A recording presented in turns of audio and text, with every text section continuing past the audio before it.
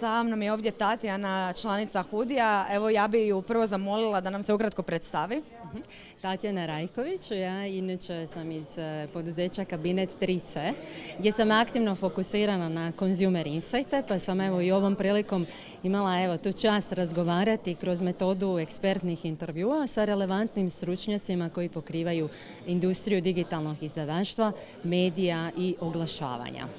I zapravo ste nam ovdje na Somoborac konferenciji predstavili istraživanje o trendovima u digitalnoj industriji. Pa evo, ja bih vas zamolila da mi kažete neke glavne teme kojima ste se ovdje bavili, možda glavne zaključke.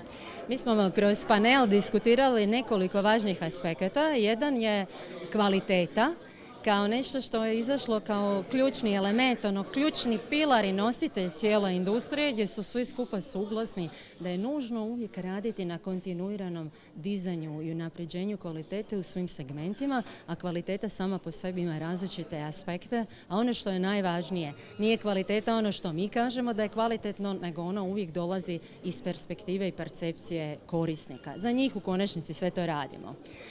Drugi dio vezan je na temu digitalnih pretplata koju ćemo detaljno i danas na konferenciji obraditi. To je neki relativno novi format, star tek 2 godine, prema tome treba još neko vrijeme da bi korisnici se naučili, prihvatili da nešto što je kvalitetan sadržaj ćeš i morati platiti, ali to su onda brendovi kojima vjeruješ, to su onda oni kojima ti daješ svoju pozornost, povjerenje i u konačnici novac.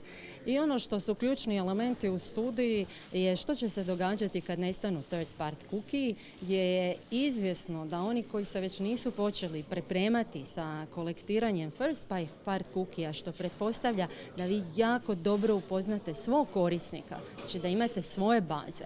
U bliže budućnosti bi u tom slučaju mogli imati nekih i problema. Prema tome, prilagodba, transformiranje, jer više nije pitanje koliko ćemo mi brzo prihvatiti nove tehnologije kad razgovaramo recimo o artificial intelligence, nego koliko smo mi spremni na brzu transformaciju kako bismo svojim sadržajem i formatima odgovorili na uvijek ubrzane i veliku količinu očekivanja naših korisnika.